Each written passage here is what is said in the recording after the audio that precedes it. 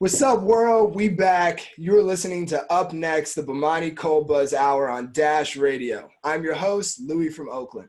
Thank you to everybody out there for tuning in. We got a real one with us today, people. My dog from the town out of Bishop O'Dowd High School in Oakland, California, the Washington Nationals' own 2019 World Series champion, Joe Ross, ladies and gentlemen. How we doing today, man?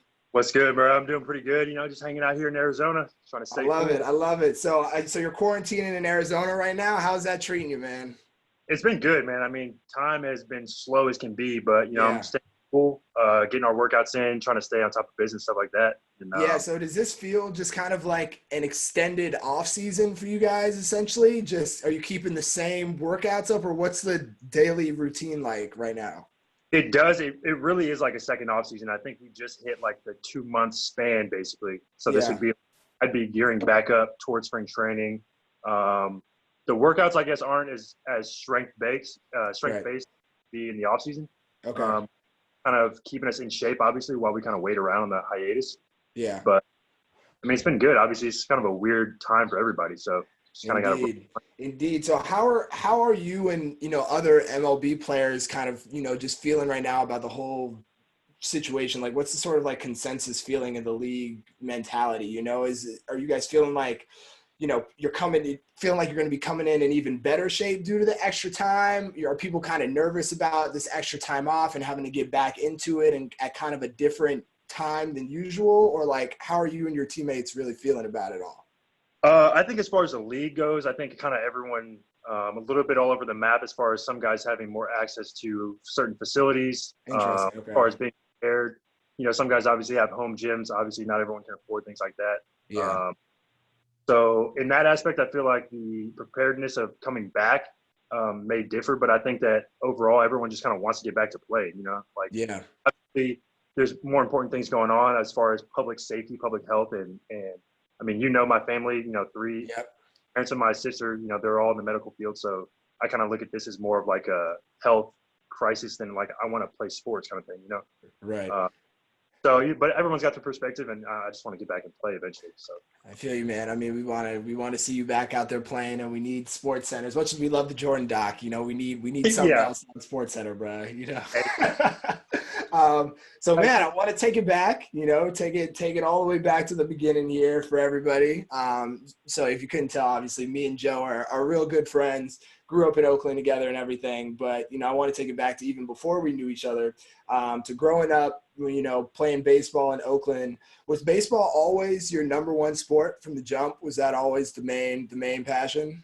Yeah, I think that was really just like my first love. I feel like as far as sports goes, my brother is 6 years older than me, so by the time I was like around the sport, he had been playing for a few years. Mm-hmm. So I think that was everybody doesn't know that's Tyson Ross, MLB All-Star. You know what I'm saying? It's Tyson Ross. Family's out here. Yeah, All-Star back in 2014 with the Padres. Shout out. Yeah. That was a big year. But yeah, so just being around baseball growing up, I love playing basketball, stuff like that, but never really got into the whole football scene. But just being around baseball, even my sister played until she was about 12 or 13. Yeah. She was one of the last real ones in Oakland, Babe Ruth, I would say. But no, growing up there, I mean, Oakland, Babe Ruth down is 66 and like international. It's been down there. I mean, I feel like a lot of like Dontrell Willis, some guys coming up from the Bay Area, stopped Babe Ruth for a little bit. So, that was definitely like the start of my love for the sport and, where I kind of learned my passion for the game. Indeed. So how does youth baseball in Oakland and in the Bay Area compare to other places around the country? I mean, so I grew up playing hockey, right? And I kind of this question in like sort of a two-part question, like one, just overall in terms of like, talent level, and number of people that really go the distance, and then also playing style as well. I mean, like I said, growing up playing hockey, for me, it's like, kids in California are a little bit, known more for being like quick, maybe skills versus somebody in the Midwest, or it's like bigger guys, you got like the corn-fed dudes and stuff like that. So with baseball, what's like the Bay Area kind of, really about? At least, all right. So when I was growing up, obviously, a couple years ago and some of our friends playing growing up, I feel like Oakland Babe Ruth versus Oakland Little League, Babe Ruth like was the one. Yeah. Every year Not for Babe Ruth also, had the real ones, no doubt. and we would slide to North and South Oakland for the inner city just like All-Star game, and we were taking no mercy out here running on Yeah. teams like that. So I feel like the Oakland Babe Ruth league, I feel like was very elite as far as like the inner city league, so what we had, and Mhm. then just as far as like California versus Florida versus Texas, things like that. I feel like maybe more skills based. If we're coming out of California, maybe I think Mhm. growing and playing travel ball, especially you go to like Texas, you go to Georgia, you go to Florida. Like I'm seeing kids that are twice my size, and like Right. I was definitely a late bloomer as far as like adolescence goes.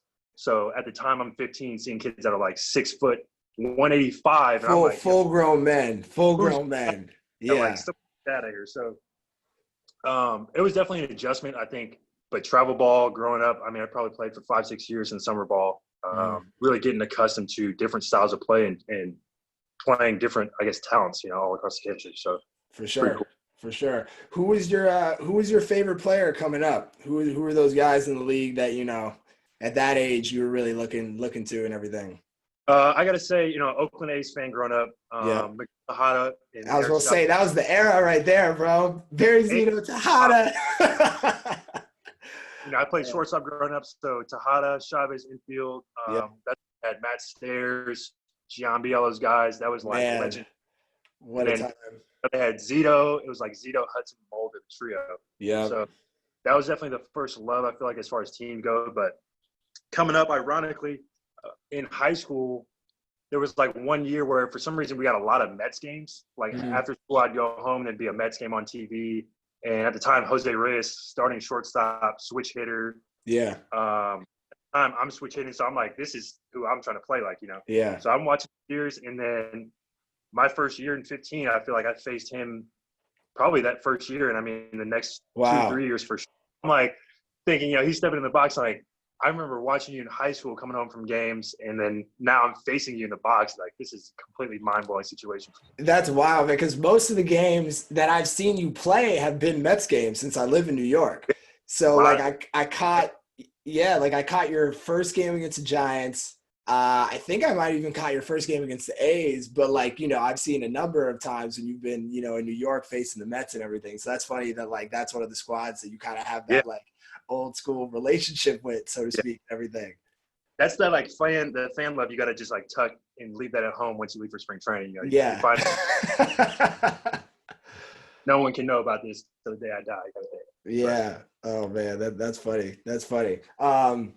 So fast forward a little bit from, a little bit up out of the youth to kind of, coming out of youth, really coming into your own and everything. And, for those that don't know, baseball, unlike basketball or football, baseball drafts out of high school. So Joe, first round draft pick, 2011. And then it's big decision time, right? You're going to go get into the pros, you're going to go to college. Obviously, money is in the equation and whatnot, but that's not like the sole thing that's ever going to, direct your choice in terms of like turning pro or not. It's obviously centered around much more than that. So baseball wise for you, what were some of the big deciding factors in your decision to go, to the minors versus going to play college ball? well, first of all, obviously, my brother at the time, like I said, he's been playing, so he kind of gave me the whole rundown. Not so much the rundown, but I'd say the inside scoop is that the minor leagues and how that whole process is leading up to possibly getting to the big leagues. If that ever happens in your career. So that's like the first, I feel like, advantage I had, because the minor leagues is such like a mind blowing experience with the amount of players that they have, the places you go, the Dude, travel, baseball, it's bus. like nuts how Yeah, deep it goes and the international level. I mean, dude. it's there's a surface that the average baseball fan wouldn't understand, and that I was definitely oblivious to at the time. I feel like going into the draft. So my brother kind of gave me the rundown. What it would be like, the life that you're choosing. Obviously, he went to Cal too, so he knows kind of both scenarios. And then on top of that, just kind of like obviously I have the opportunity to play the game that I love and get paid to do it, Yeah. and or go to college. So it's like the options are two great options to have, but at the same time, I felt like, why wait around when they're giving me this basically golden ticket to go chase my dream and kind of do what I want to do. while I have the opportunity to do it. So Yeah. that I feel like that kind of made the adjustment or the decision rather easier for me. But obviously, at the end of the day, it's a big decision to make and kind of a life altering thing. So Yeah, indeed. could go back and think, do I go to school? But at the same time, I'm I think obviously you made the passionate right about one, it. bro. I think you do it all right. Could I go to school? And I was going to go to UCLA. In Yeah. their defense, they win the College World Series. I think I would have been a sophomore. Oh, So wow. like I didn't even know that. could have had a College World Series ring. Worked out. I got like the big boy ring. Yeah, So you get the still big waiting on that. ring. But yeah, so pretty excited about how it all turned out. But it's definitely a wild experience and something that not everyone gets to kind of go through. Yeah. So, as a player, as a pitcher specifically, what were some of the big adjustments that you needed to make in your game to move up from the minors to the pros? And for any, young baseball players listening or, maybe not super young, but, youngish kind of in those ranks or whatever, what Yeah. are some things in, specifically a pitcher's game that you would identify are really necessary to make that jump to, the pro level, or the top pro level? I would say, obviously, I think the first thing, consistency, Mhm. and just kind of command and kind of a knowledge of what you're trying to attempt or what you're trying to do, I guess, to the batter in an at bat and kind of commanding the at bat. I feel like you see a lot of guys. I remember one of my first days in minor league baseball. I'm signing and I'm watching a guy throw a bullpen, and he turns out to be later down the road one of my closer friends, but he's throwing this bullpen, and I'm thinking, like, this guy is disgusting. Like, I'm not even nearly as good as he is, and we're in rookie ball. Like, there's 5 levels before we got to get to it. So I'm like, I'm twiddling my thumbs, like, I might be here 3 weeks and I'm out of here. But I just felt like going amongst the levels you see, like, having the fastball command, being able to command the off-speed pitches, and keeping that consistency throughout the year, because obviously you get to that big league level and they want you to make 30 starts in a year, and we're trying to make the playoff push, so every game matters. And especially last year, kind of how we started out, we were probably one of the worst teams, I think, in baseball after about a month and a half, and then kind of turned it around. So it's all about the longevity. The turnaround was serious, dog. The turnaround was serious, and we're gonna get to that. But I want to keep moving kind of through the timeline here before we get to that season and that insane run to get to the ring. To everybody just tuning in, we're listening to Joe Ross of the Washington Nationals, World Series champion, last year's World Series. And so before this last season, you hit a bit of a bump in the road with an injury, Tommy John's. No joke of an injury. Obviously, the surgery has come a long way for it. It used to be something where, if a pitcher got it, it was almost kind of your donezo. Now guys do recover from it, but it's a long, long journey. When you, before getting those results back of whatever test that they run to let you know that you've got it, was it a situation where you kind of felt it getting weaker over time, or was it really like one game, one pitch, and you're like, yo, something's off. I got to go get this checked ASAP. Yeah. So I feel like it was kind of one of those things that kind of builds up over time. I feel like obviously you playing hockey, you've experienced some sports injuries at some point in the past where my shoulders is trash. We've been talking about it. Yeah, where like it's like the mentality of like, you want to be out there, you want to play, right?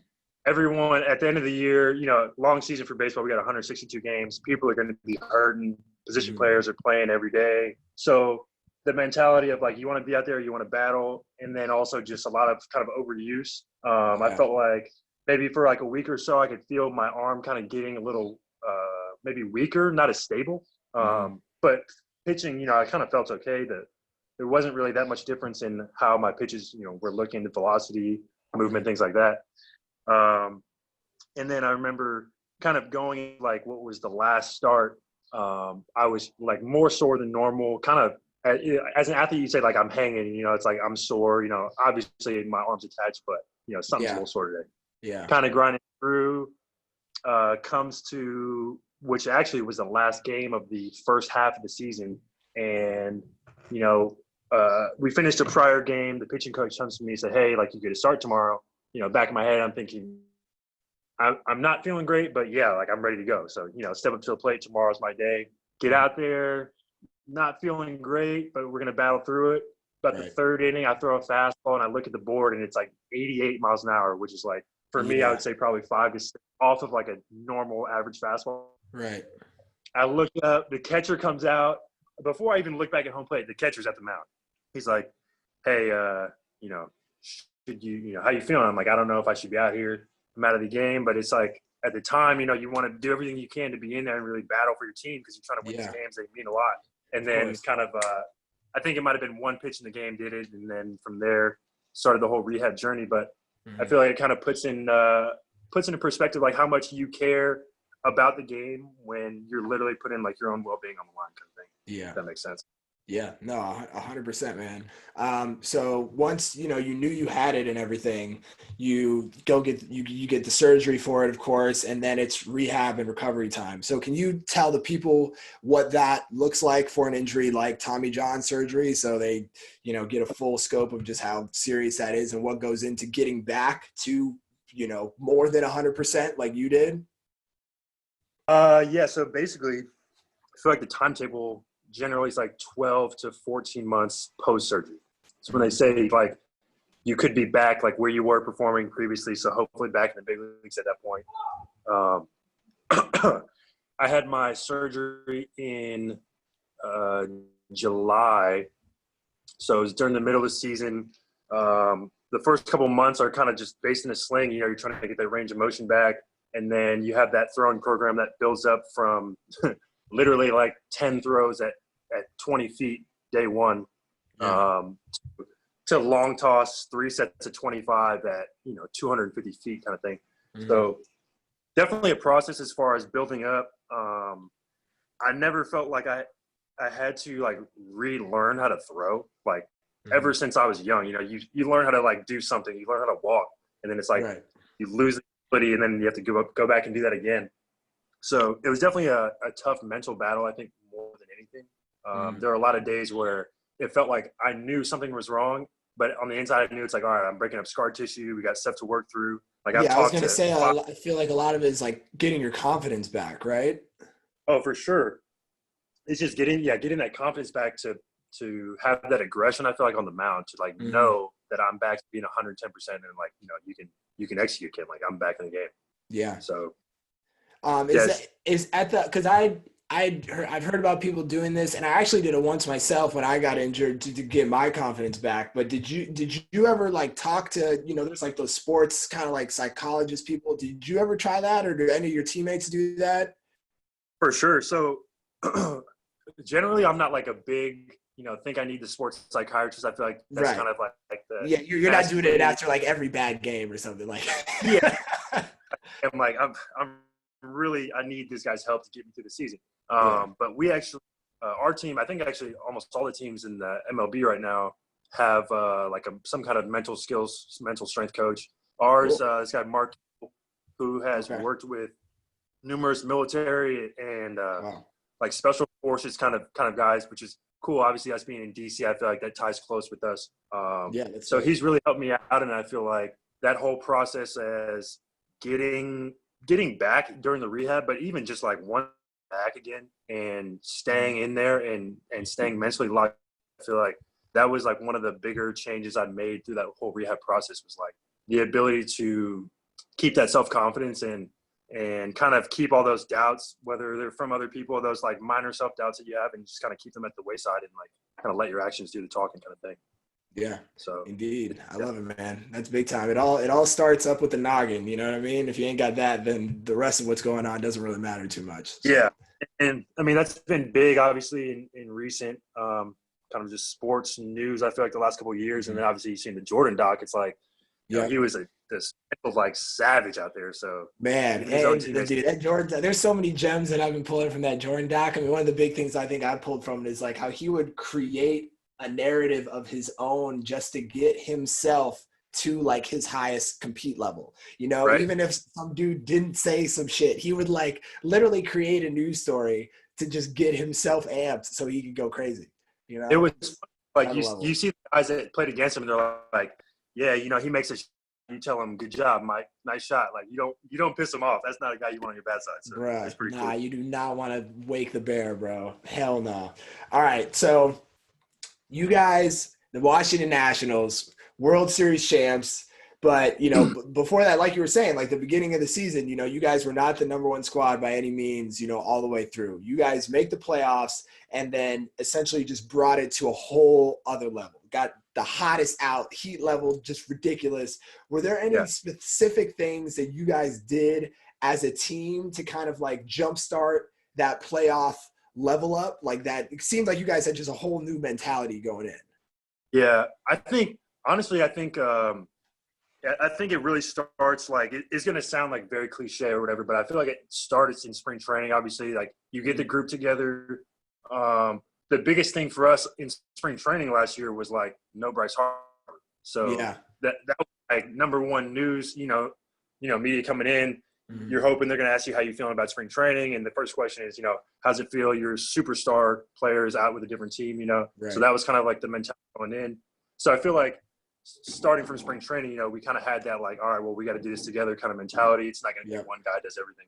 So started there, have a rough start in the trenches, middle of the summer. I feel like that like coming back from just like everybody doubting you, that obviously bands you together as a team.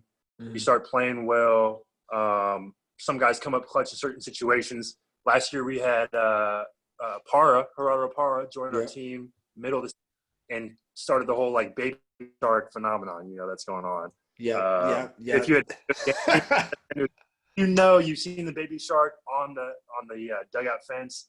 Baby Shark was going crazy. Shouts out to Baby Shark. Yeah, my shark. I feel like that was just kind of a start of the whole. I don't want to say like a culture change, but just kind of like the mentality change in the locker room and kind of playing, having fun, So that took up. And you start winning, and then kind of snowball effect, and we made it to the playoffs. And then, I would say easily, firsthand, the best pitching performances I've seen over 3 weeks span by Steven, Max, Anibal, Patrick Corbin, our bullpen. It was like seemed like 6 different guys threw for 3 weeks straight, and I sat on my hands and just kind of cheered us along as we kind of won the whole thing. Hey, until it was game time, though, baby. Until it was game time, though, baby. So, Joe, you get called in after, like sitting on your hands for a little bit, right? And everybody holding it down. You get called in game 5, right? Yeah, game 5. Game 5. So you're called in game 5 of the World Series, coming in fairly cold, like you were just saying, called in to pitch. What's the mindset going into that game? What are you doing to get yourself right? Get yourself, out of the I'm on the bench, to ready to rock. What's happening in Joe's head? It's funny you brought up that mental skills coach. Like this is his whole thing, or not his whole thing, but his biggest thing that we were working on was the visualization throughout the year. And it's like that mental preparation that you can put in that obviously takes no physical reps. It doesn't take any strenuous activity, but it's like mentally preparing yourself for that opportunity you get, right? So I'm not on the roster through the playoffs. I get activated for the World Series. Hadn't pitched in a game in probably 3 weeks. Man. Get to pitch. I actually pitched in game 3 out of the bullpen, right? So that was like really the knock the jitters off, like get my feet wet, like really knock the nerves off kind of situation. Mm-hmm. We lost that game, but I pitched 2 innings, got it out of the way, and then game 5 came and it was like, hey, you're starting. And so all of those nerves and stuff were kind of gone, like shot. Yeah. And I had been working on the preparation after the games. And so when it comes to I get my start day, I finally feel like I'm more than prepared to go and execute. So I kind of already eliminated the doubt. And then at that point, I kind of just got my opportunity and went out and kind of just let it all on the line. And, unfortunately, that game we did come up short and lost. I think it was 6-2 maybe. I'd have to double check and look back. But I definitely felt it down, bro. You did your job in that one. That's for sure. I definitely felt prepared, and I feel like that was the biggest thing for me. That's what I was happy about is I didn't ever really check out for those, that time period that I could have. That was obviously big game, big energy. Huge, some of the loudest fan had, in the game. So that was a special moment. So shout out the Nats fans for that one. That's awesome. Hopefully we can get a game soon. That's awesome. So then, you go from that. Obviously, you guys go on to win the World Series. absolutely surreal moment for your boy watching at the bar in New York, solo dolo on like a Thursday or something. Respect. um, Yeah, everyone's probably shouting, Houston Yankees fans probably hating, Mets fans hating. Man, that's wild. So obviously, we had our, celebration time in DC. I came down for the parade, which was Yeah, yeah, unreal. yeah. Like seeing you hit the stages again, just surreal shit. No, But for hold on. you, Blue for sliding down from New York though. Him and Bird. Shout out Bird. yeah. Shout out to Bird. Shout out to Sal. You already know. Shout out to everybody, man. And but for you, like from the second you guys won through everything, what's one of the like biggest like standout celebration memories for you? One that's just like super ingrained in your mind. Oof. All right. I mean, I feel like I'm gonna say two. There's one, obviously the last out of the game. Mhm. I'm in the bullpen. We're in left field. The sprint. I want to get like a video. I feel like there's got to be some video. The sprint from left field to the mound Oh, there's felt got to like be, got to be. Usain Bolt speed, probably looking like I'm running in mud, but like flowing. You know what I mean? So just like that running from the bullpen, obviously something I'll never forget till the day I die. And Yeah. then And you got that picture of everybody jumping and you like levitate, levitate, levitate. the other one I would say, I think it was maybe the day or two after we got back to DC from Houston, Mhm. and Tiesto's in town. So the whole team Man, basically to the Tiesto like he's performing, and go buddy. to brings us on stage, and it's like as the beat drops, he's popping like the fog machine. We got the champagne bottles on stage. It Going was like the crazy. epitome of celebrations of celebration. Just Like everything you ever imagined in like I felt like I was DJing. I should be like on a feature track somewhere. I Oh need something, man. but yeah, those two for sure I think stand out moments. And then obviously, I mean, sliding Usal and Bird that night was pretty epic. Yeah, But good only times. that, Shout only out that to John Wall and Darius Geis in the spot. guy's the homie out there. He's holding it down for the Redskins. Shout out DC. Yeah, man, good times, bro. So after that, hell of a season last year, hell of, from even before the season, coming back off the injury, going from out with injury, coming back, rehabbing, coming through, playing in the World Series, winning the World Series. What are your personal goals as a baseball player coming into this season? Besides going back to back with the championships, of course. But for you, like personally, what are some of your goals, in your game for this season? Yeah. I mean, personally, obviously, health is going to be my number one for this year. I felt Mhm. really good last year, just coming back and finishing strong, and so I want to get that 30 whatever starts it is for hopefully what would have been a full season. Obviously, now things have changed, but so just on that forefront, and then I think just through the whole process, and then obviously seeing the quality of the playoff pitching, which I feel like is another kind of tier of game when you see these guys throwing like 7 shutout innings against the World Series competitor. Yeah. It's amazing. So I think recognizing that and realizing that there's a difference between that, first, second start of the season, obviously that June start, and then these games that you have in October where everything's on the line and everyone's watching. So I think just kind of being able to hone that in and knowing when that turn it on and kind of lock it in, because it's a long year and it's hard, I think, to stay that sharp through 30 games like that. Indeed. Yeah. Well, all right, brother. We've got a few people who you may or may not know here who've been, hitting me, knew I was going to be talking to you and whatnot, and want to jump in here and ask you some questions. Like I said, you may not know some of these guys. Who we So got I'm gonna bring the first person on, the homie, Chad Washington, What's good? What's good? fellow Bishop O'Dowd Dragon, Oakland's finest. What up, bro?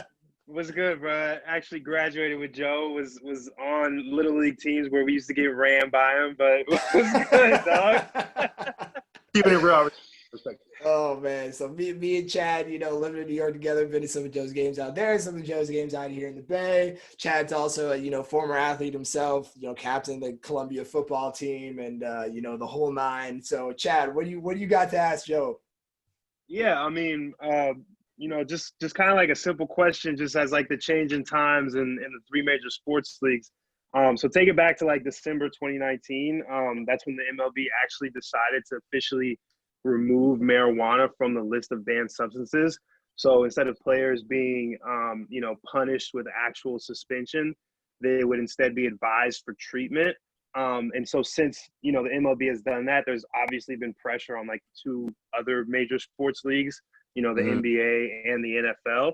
Adam Silver, the commissioner of the NBA, he's been pressured to reconsider the NBA's marijuana policy, obviously with a lot of retired players and former players coming out and saying that they openly used it and that there's a lot of use in the league. And then actually currently in the NBA right now, it takes 3 marijuana violations before you're actually suspended from a game.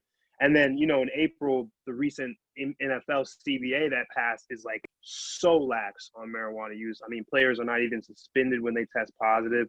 Testing's only limited within the first 2 weeks of training camp, which isn't even a time when NFL players use marijuana because it's mostly used as reducing pain, and most of your pain is going to come in the middle of the season. And then on top of that, the threshold of THC that's necessary to trigger a positive test in the NFL is 4 times what it was prior. So clearly the NFL, which is a super conservative league, especially when it comes to drug policies, they're not tripping. So I guess my question for you is, do you agree with these 3 leagues taking an ease on marijuana policy? And then is there any fear that it could lead to a decline in play or even an increased use of stronger drugs? Yeah, you got a valid point. I agree to start. I feel like I agree with what's been going on as far as the drug policy changes. I feel like, obviously, like I said earlier, the mental health in sports has become more of a prevalent issue.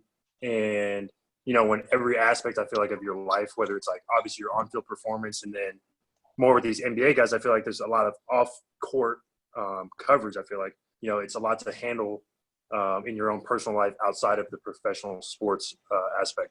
So I feel like as far as that post-game, whether it's for pain management or just that kind of anxiety type management, I definitely would, accept that and improve that over excess drinking. I feel like for sure coming up in the minors with baseball, that, like you said, they changed the rule, but in the minors you couldn't smoke marijuana at all previously. And so a lot of guys would just drink, go to a bar, go to a sports bar, and just drink after games, which, over the long season takes a toll on your body. Obviously, you're drinking heavily and stuff like that. So I feel like as far as recovery goes, maybe it could be better for you than drinking, a couple beers, pitchers of beer. Guys are, putting down a 5th of whiskey or something a night. I know LeBron's obviously big on the red wine hype. I've seen that for years now, and more with the Steven Jackson and Matt Barnes coming out as of late. So I feel like we're going in a better direction. I don't necessarily think that the play is going to, decrease. I think that's more on we got to hold each other accountable. Obviously, if guys are showing up under the influence, this is just taking, your professionalism into account. Are you here to win, or are you here to kind of take advantage of what's going on? So in that regard, I think it'll be all right. I like where we're going. And obviously I think it's kind of the safety aspect first over everything. And, you see in California, obviously where we all grew up, times are changing and it's more than legal now. So, I like the direction we're going. I just feel like as long as we stay, under control is more important.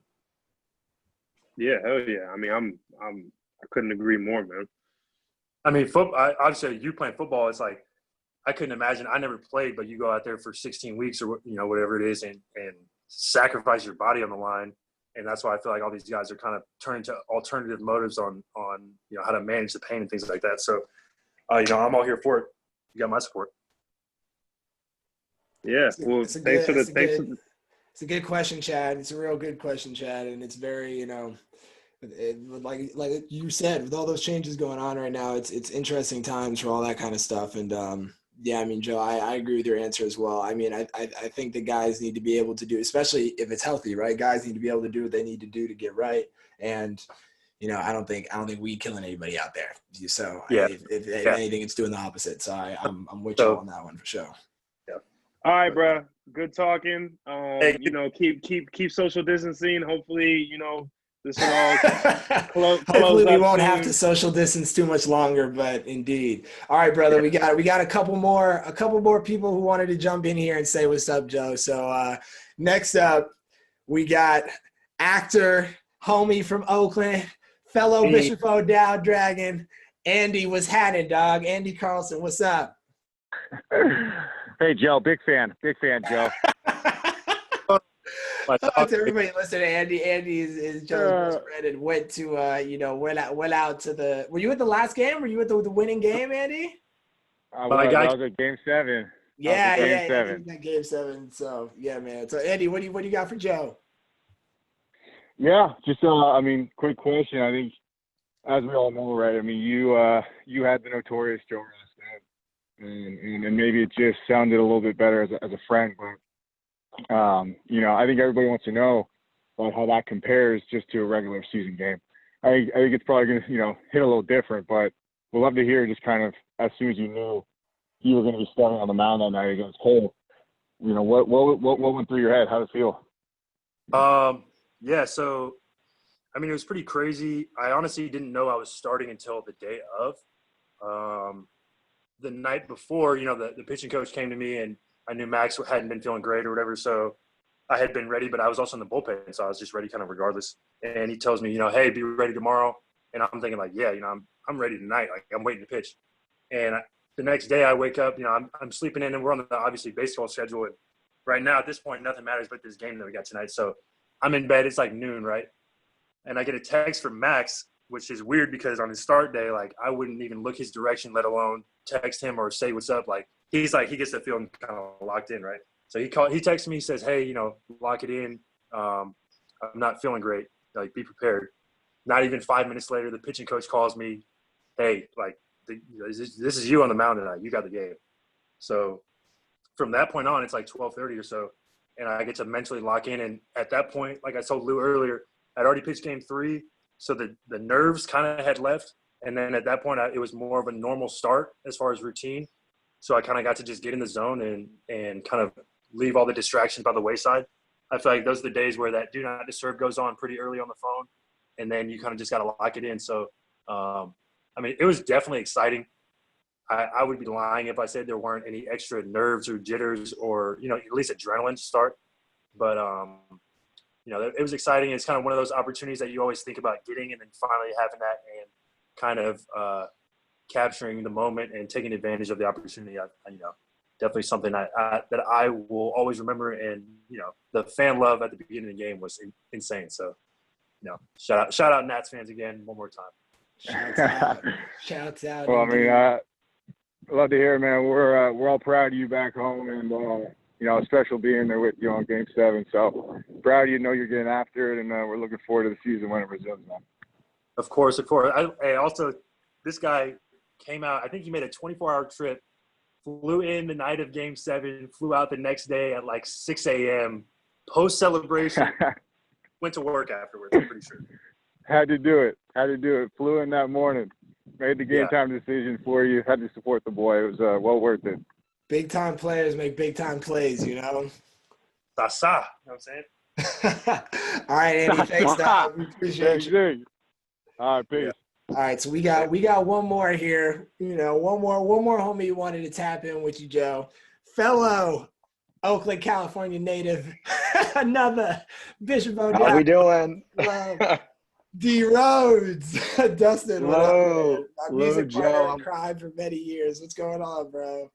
I'm coming to you live from the studio that me and Lou used to record in high school. Fun fact, Joe actually has a song that's in the vault somewhere. It won't be coming out. Might have to drop. Maybe that'll be the outro song on this episode. It won't be coming out, but it's in the vault. How we doing, boys? All's good, man. Thanks for calling in, man. We appreciate you. What do you want to holler at Joe about, man? I had a question. I think, a lot of us, although we're not sports stars, deal with pressure in our day jobs or relationships, things coming to a head where you have to have a conversation, or maybe you have a pitch or an interaction with your boss. I wanted to know more about your pre-game routine and what you do to get focused, and if there's any tips that people can apply to their daily life, whether it's meditation, certain music you turn to. What's your day-to-day look like before a big game? Yeah, that's a good question. I don't think that pitch to your boss might not take as much physical exertion, so you can skip all the like rolling out and all that kind of stuff I'm gonna do. No dynamic warm up needed for the office life. Yeah. As far, I mean, if you had a physical presence, then do you. But no. Man. So I think definitely the mental aspect of the preparation, I think starts. Well, I've learned actually the importance of sleep. So I'm gonna say starts with sleep, but past that, I think that meditation that you're talking about, kind of like grounding yourself and kind of honing in the focus before you handle that task at hand. I feel like is important because, if you got 100 other things going on in your mind, obviously that's going to take you away from what your end goal is. And as a starting pitcher, whatever game it is, spring training or World Series, the ball's literally in your hand. So like you control the pace of play, you control the game, and it's kind of all about, being in your zone at the time. But outside of that, I'd say for sure music is obviously in there all day. I mean, even if you see me at home right now, obviously not now, but I have headphones in, hanging out, cooking breakfast, things like that. So I would say definitely early on is kind of just like a good vibe, like lyricists, J. Cole and Kendrick type. Big fan of both of those. Obviously Drake is up there. Shout out Kave somewhere, probably slapping Drake right now. Shout out to Kave. But yeah, so from the lyrical music, kind of like get the hype going a little bit to, I think, the transition to like 30, 45 minutes pregame where it's just like kind of the fire in your eyes, like Young Thug, Gunna, like Lil Baby, anything that's the beat is hitting, like Slime. The beat's on, yeah. So that's kind of the mentality. So then I take that straight to the field, and like I'm not talking to anybody, so. That might not work in the office, I not quite self-employed, but when it's starter's day, they kind of get their own thing. So if you've seen some guys around, Max Scherzer, definitely one of them. I was saying earlier, stay out of his way. It's kind of the thing. It's like you find your zone and then you get after it. So whatever that takes for you, meditation, maybe some rap music, rock music. Even last year, honestly, during the World Series, the Kanye album, what was it called last year that came out? The Gospel. Oh yeah, God was like that? God is King or something like that. I Jesus is King, right? Yeah. So even like at the time, like there were one or two songs where it might have been an intro or something, like just had me get in the zone, and like that was part of the pregame routine. So it could switch up really at any moment, but whatever gets you in that mindset, that killer mindset. Jesus is King is what that album's called. Actually, now that we're talking about it. Yep. So. Right on. Well, D Rhodes, thank you for tapping in with us, man. Thank you guys. Keep pushing. I look forward to getting this all together once we're free. I know, indeed. Soon. Free to squad one time. Free to gang. I know, for real. Free to gay, free to guys. All right, Ro. See you, boys. So Joe, I don't want to keep you forever here, man. We've been at it for a minute, had a great conversation. One last question that I have that you knew I was going to bring up with you, and I always bring up with you. I've been seeing the Joe Ross JR logo, the JR brand water bottle. There it is. There it is in the camera. The fire logo. When are we going to get some brand items, some merch going? What's the game plan with that, bro? Working on it. Definitely, obviously, we're at a standstill right now. But yeah, shout out my brother, kind of threw the design together. Shouts out Tyson. And then got me a water bottle. So big brother obviously plugging me on the daily. I feel like this is a constant thing. But yeah, hoping to get some hopefully swag, water bottle gear, maybe some workout gear, throw it together. Need that, bro. Trying to get that summer hat. Still waiting on it. So eventually we can all get some collab together, but yeah, I'm excited to start somewhere. I was never really a big like self promo brand type, but I feel like the opportunity is there. If I can help some people do some things and kind of tap in more in the community, I'm actually trying to do that eventually. But for sure, man. Obviously, do that and give some proceeds back to back to the town, back to charities of your choice, all that sort of thing. Sure. That's great, man. We're excited for it. Very excited for you in this upcoming season. Just going to give our last, few plugs here, and we'll be out of here, bro. Let you enjoy your Saturday in the almost fully reopened Arizona. He's out of here, man. Coming close. All right. Big shout out to BOMANI Cold. Oh, let me butcher that. Fizz, I'll let you edit that. All right. Big shout out to BOMANI Cold Buzz for bringing you the BOMANI Cold Buzz Hour on Dash Radio. Be sure to give us a follow on the gram at bomani.cold.buzz. That's BOMANI spelled BOMANI. Alcohol-infused cold brew coffee available in 8 states now. So check us out. And check it out where you can buy some on our website, BOMANIColdBuzz.com. Again, that's BOMANI, BOMANI. As you might know, we're donating 5.7% of our net proceeds to the Bartenders Emergency Assistance Program through the end of May. Got to show love in these crazy times to the bartenders who supported us from the beginning. One more time, I'm your host, Louie from Oakland. Hit me up on the gram at Louie, spelled Louie, from Oakland. Joe, let the people know where they can find you. On the gram _JRoss21. On Twitter, the same. Not really tweeting to keep it real. So some go front. But yeah, most on the gram. And then I do want to give a shout out to my boy Ricky out in DC. You can find him at chef_DMV. Ricky Thomas. He was chef with the team, and he's been doing his own thing, catering and literally killing it out there. Caters, infused dishes, the whole thing. I've been seeing the meals on the gram, bro. They look fire. Everybody in the DC metro area, tap in. I'm telling you, if you're anywhere in the DMV, tap in. You'll be missing out if you don't. But yeah. All right, man. Thanks so much for chopping it up with us, man. Always love. Can't wait to turn up again with you, bro.